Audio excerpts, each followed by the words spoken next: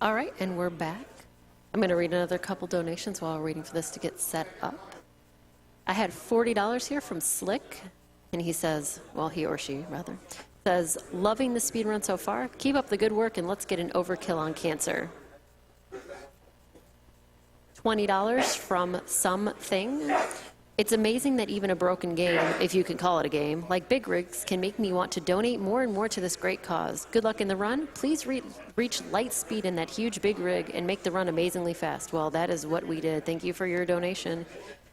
And I want to throw out again, we are still trying to hit that goal we have for Radical Rex cutscenes. We definitely want to be able to see those. It's coming up pretty soon.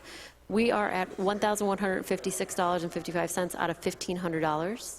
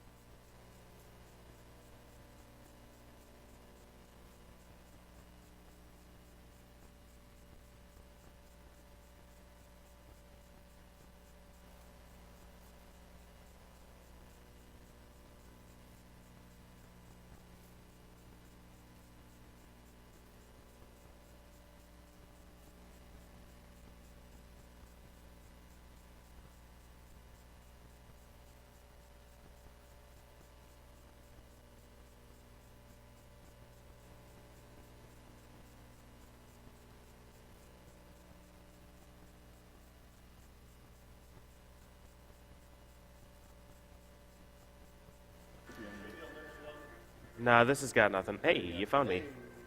Oh, God. Yeah? All right. There's PJ. All right, there we go. You want one? Why not? I'm probably not going to say anything. I feel like we're going to, How do you think you're going to watch Blasto and not say anything? Like, right. ow, my eyes. All right, time to fix things. PJ, we know what happens when you try to fix things.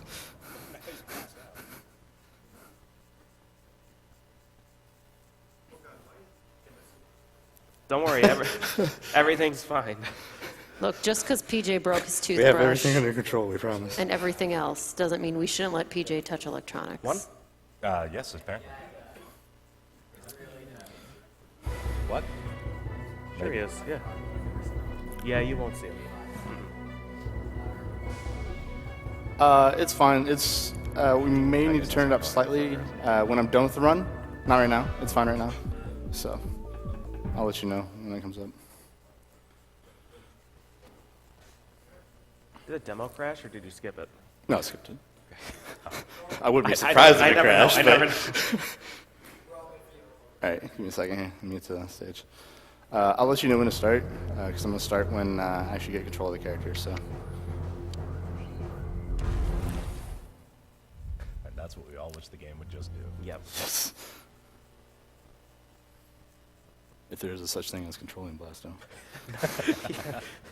Kind of bumbers a Nope, little bit. still don't really have much control over him. Yeah. The side hop is All right, it'll be after this loading screen, so get ready.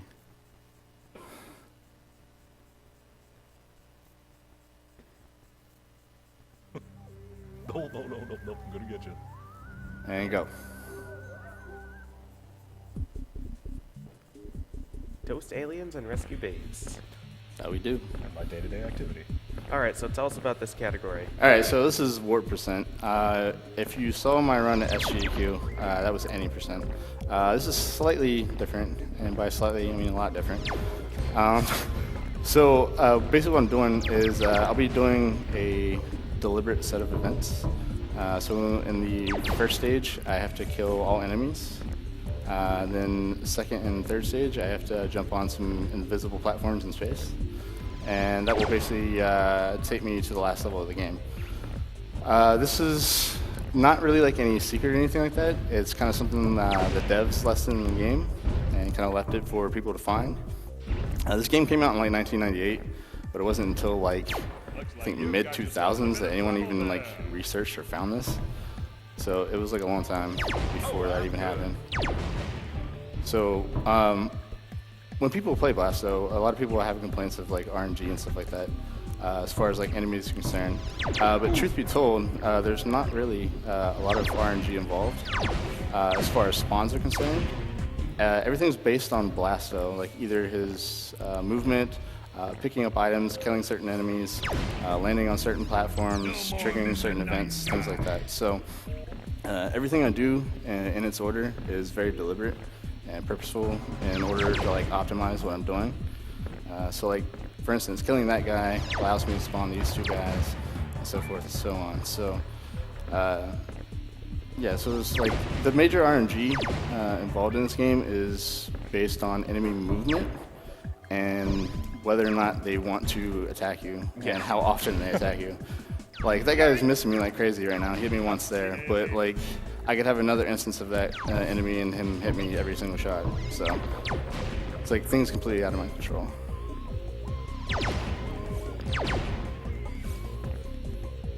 Ah, that hit the spot. That voice is familiar. Yeah, good old Phil Hartman.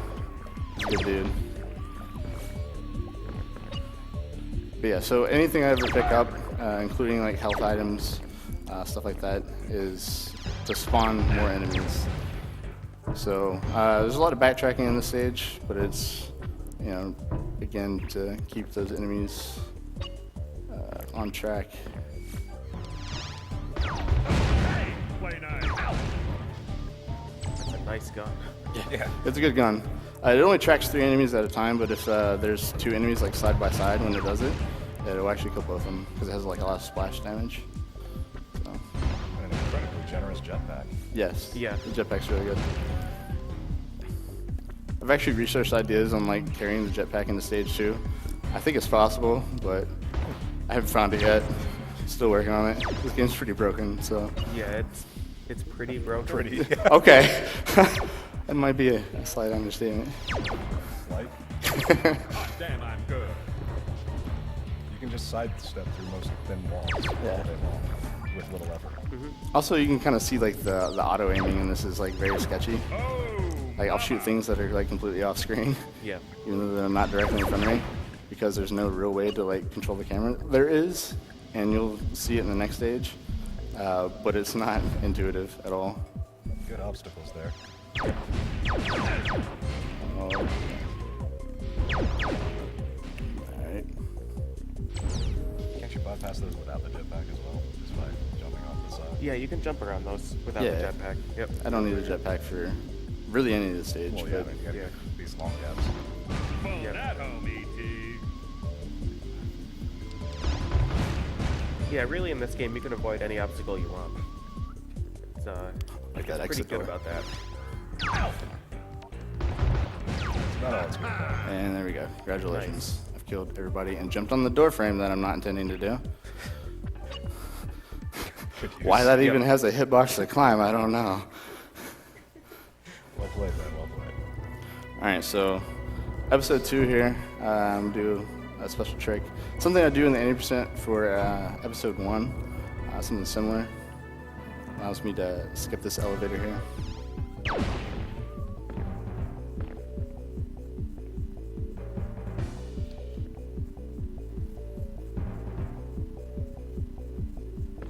Nice. There we go. So that light is like just high enough to keep me from taking fall damage and killing myself. So I basically just skip like activating the trigger through the, because there's like 4 different corridors you have to go through, and you go through 1 to trigger 2, and so forth and so on until you get to the end. It just so happens that that light's just high enough that I can avoid fall damage and just skip, you know, the trigger for the stage 2 elevator. So coming up is the second trigger that I need to continue my route. It's pretty interesting. You kind of see this alien. He's got a white polygon of some sort in his hand here. So we're gonna go see what that's about. What could that be? What could this possibly be? I think it's a deed to property. It is a property. What kind of property? Oh, it's How toilet nice. humor. Have to wash your hands. So my first time playing this, I found that room, and I was like, I wonder what's inside this. And I clipped inside and saw it was a bathroom, and I couldn't get out.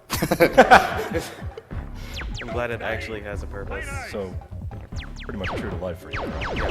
Just making sure. Do not I'm just press. killing these guys to get them out of my way, because right here, there's a platform in the middle of space. Nice. It's really hard to see. You can actually see it. It's like shaded, like kind of a transparent black, but it's really hard to see. You just have to get the distance right. But if you try to make the jump without the bathroom trigger, you can see it, but it's like just out of reach.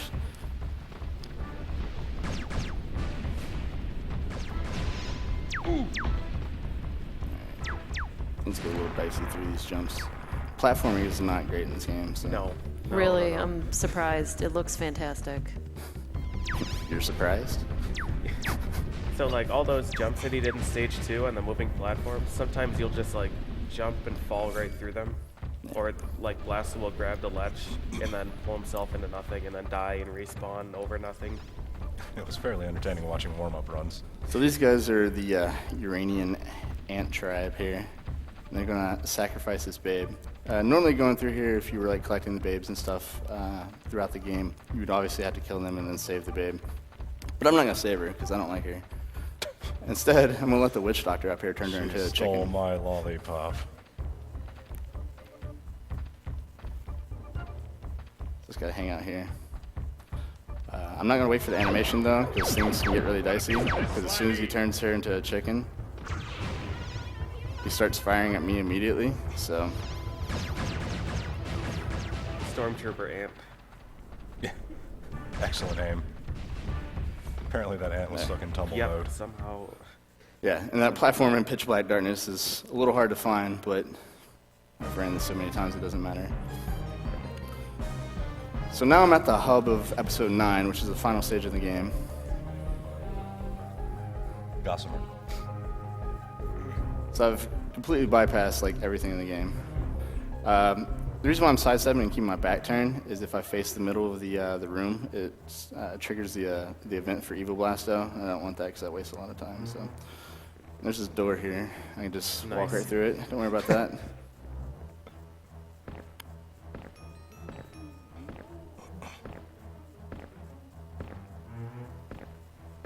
Also, these small hops that I'm doing, I'm actually getting like a little bit of speed at the very beginning of my jump. So it's actually more efficient to make jumps. Wow. Barely made those. You are a To make bold those man. jumps to increase my speed. So This is legit impressive platforming. Yes. all right, I might take a death here intentionally because I'm really low. Doubly so impressive because it's Blasto platforming. Yeah. Oh yeah, I've grabbed onto one of these platforms before, and the platform kept moving, and I didn't, so I just fell into the lava. Yeah. So, or I could just not grab it at all, like that. So. Yeah, like Blasto will do his pulling up on the ledge animation, and the platform will just like turn away from you, and you'll just pull yourself onto nothing. And Sometimes then fall. Blasto's busy holding his gun and he can't be bothered to grab a platform, alright? It's just how it is. Kind of late on that platform. There we go.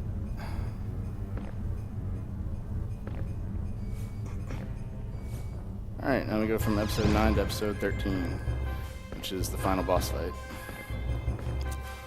So I got full health going into the boss fight, so I don't need to worry about gathering stuff on the left side and get my health back.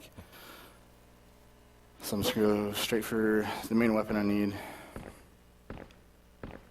You can't do the cutscene skip in this, can you? No, there's no cutscene skip in this. Only works when you flood the level and then trigger it. It's about to get messy, boy. So you'll actually get to see the cutscene this time if you watch my run at SGQ. But the any percent run, I actually, when I walk into episode 9 from stage 8, there's like a little pool.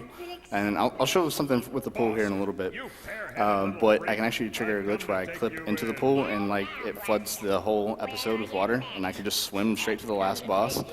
And then I hit this trigger point, and because I'm swimming, it doesn't really know what to do, so I'm like still swimming, so I can swim out of the trigger. And boss would like just go down and then come back up, and his actual like fight will begin without any of this cutscene stuff. Yeah. So. Yeah, the tiny puddle of water floods the entire stage. It's in the water. Yeah. So this fight's pretty straightforward. I'm just going to chuck bombs at him until he dies. Well, at least until phase 2. So. And those costs, each bomb costs 20 resources. So once I got under 20, I need to refill. So I get the Choco Ice Blaster, which does just as much damage as the Crispy Flame Spitter. So it's real easy the to atomic avoid. bomb weapon is a lot stronger, right? It is stronger in certain situations. It sucks in boss fights, but it's good for like groups of enemies. Okay. Why didn't I kill you? There you go. So I'm setting up for phase 2, and basically his head flies off, and he just goes around and shoots lasers at me.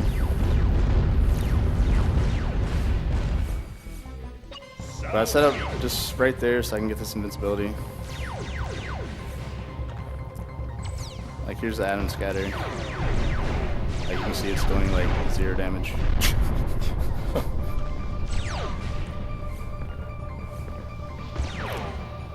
So this guy's movements are just like completely unpredictable. He kind of goes like in like figure 8s. Kinda. Wow, that was a huge hit. Yeah. If I hit him directly, it does like a ton of Wow. damage.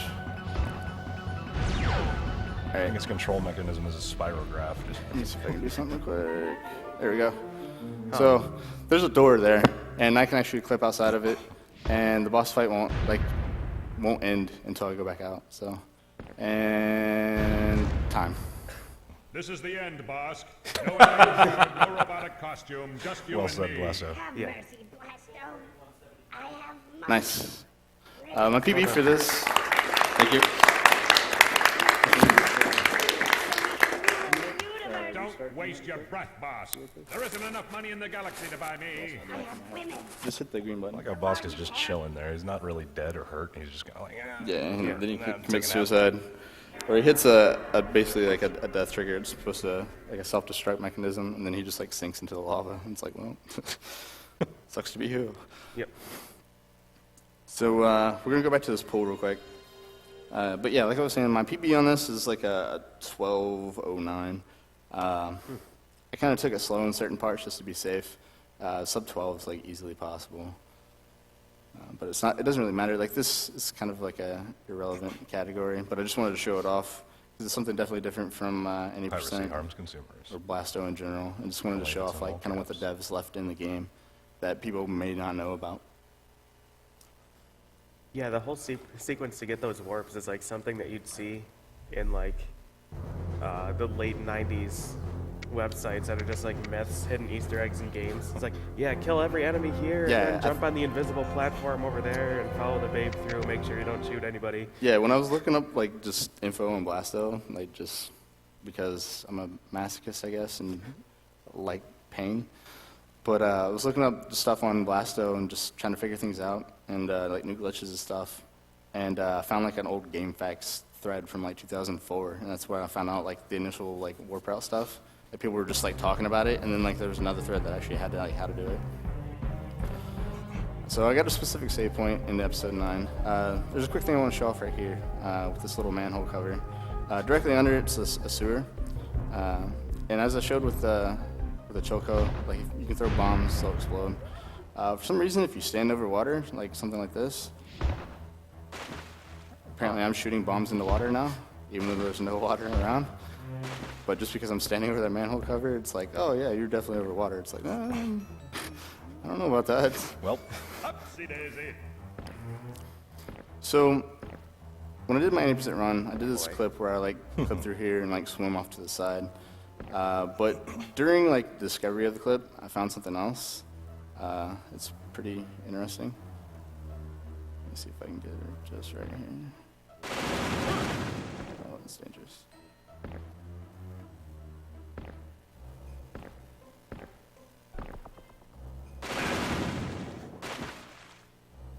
Kind of tough to do. I have to get it like a good angle.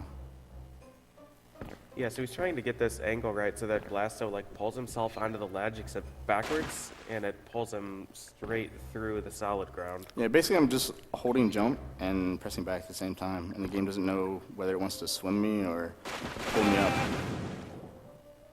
The reason why I'm jumping out of that though, like I wanted to, like what it should do is crash the game. Standard. But when it goes real slow, I want to jump out of it because I need it to crash instantly.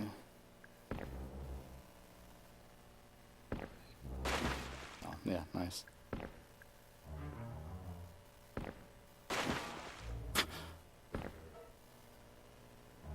What physics? up?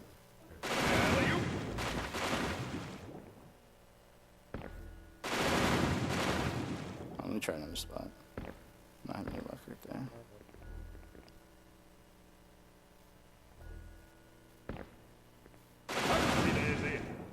Oh, that can happen. I can insta-drown myself. Well, that's new. That's a bad corner. Yeah. We should try the first one again. Try one more time. Okay, maybe not. Wow. Yeah. Corner is hungry. I think someone else is already in that corner. I need to...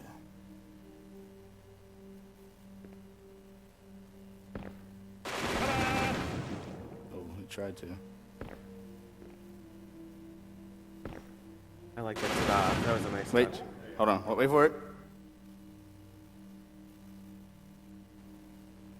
I don't think I got it.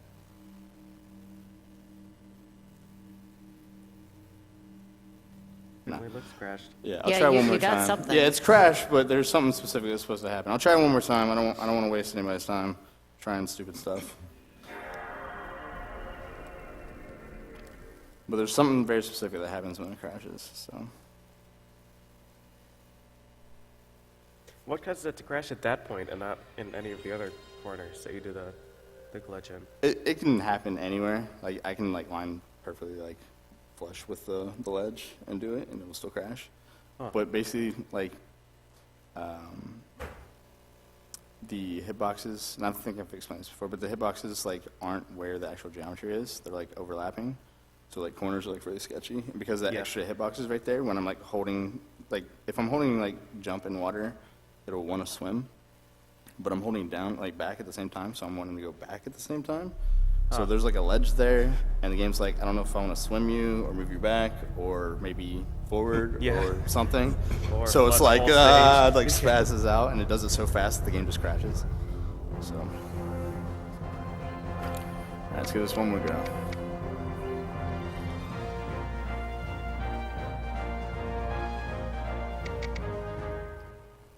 That was a sketchy load.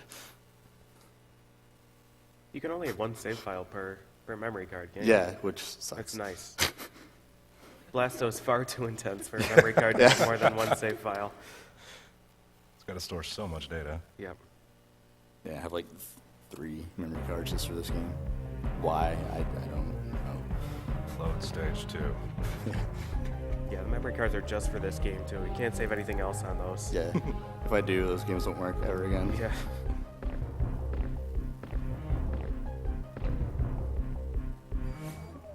I want to mention again, we're still trying to hit the cutscene goal for Radical Rex. You guys haven't seen that before. It's pretty great. We are still at about $1,156. We still need to get to $1,500. We're also trying to get to 20,000 for some blindfolded sections of Super Mario World 2. A bunch of levels will be run with blindfold on. We're at about 12,000, a little over $12,000. Oh, come on. I saw him practicing that, and it's worth seeing. Yeah, so. we definitely, both of those goals are pretty great. Oh, come on. Don't be stubborn.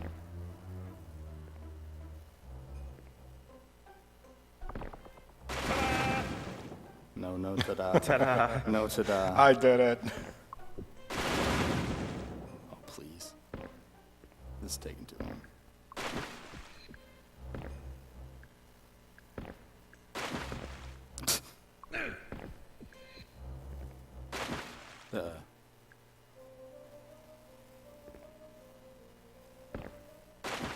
Wow, really?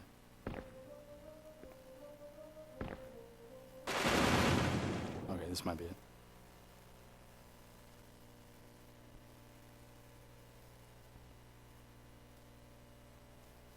Doesn't look like it. Huh. That's unfortunate. Anyways, what it's supposed to do is if I crash the game like instantly, like, really fast, you'll still see part of the level, and then all of a sudden you start hear this dialogue from Blasto. Like, I can't do anything with the controller, so it's not me doing anything, but like just random Blasto dialogue would come up and play while the game is crashed. So apparently there's like sound test debug information like just around this pool. So I can crash it in any section of the pool, and like different dialogue will play in each whatever section. So sorry you didn't get to see it, but hey, you can see Blasto be trash. So thanks. Yeah, can we get another round of applause? Well, a round of applause for St. Connor, who did a wonderful job playing Blasto, if it can be a game. Also, real quick, I want to say hi to Peter and Sugar. They wanted me to wave at them, so hey. That's it. Thanks. Up next, we have Trio the Punch. We got Zachy playing that one.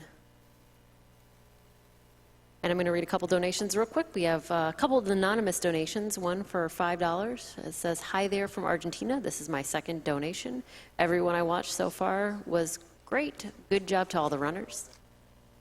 And $50 that says, "Loved watching Alex revisit the most awful game of his reviewing career for charity. I hope we can live long and healthy lives to experience all the games, both awful and awesome." Me too. This is my favorite part of this marathon. I obviously hate myself.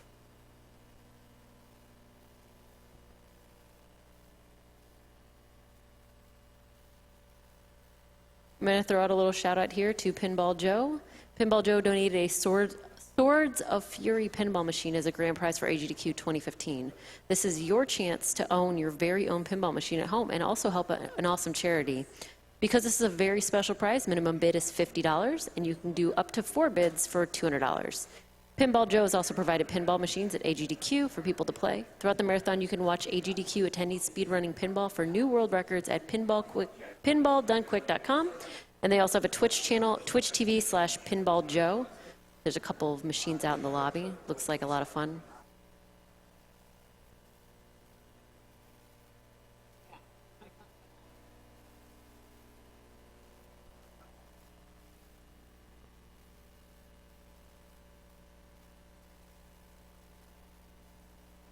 And we're going to set up another Twitch commercial here. We'll see you guys in a minute.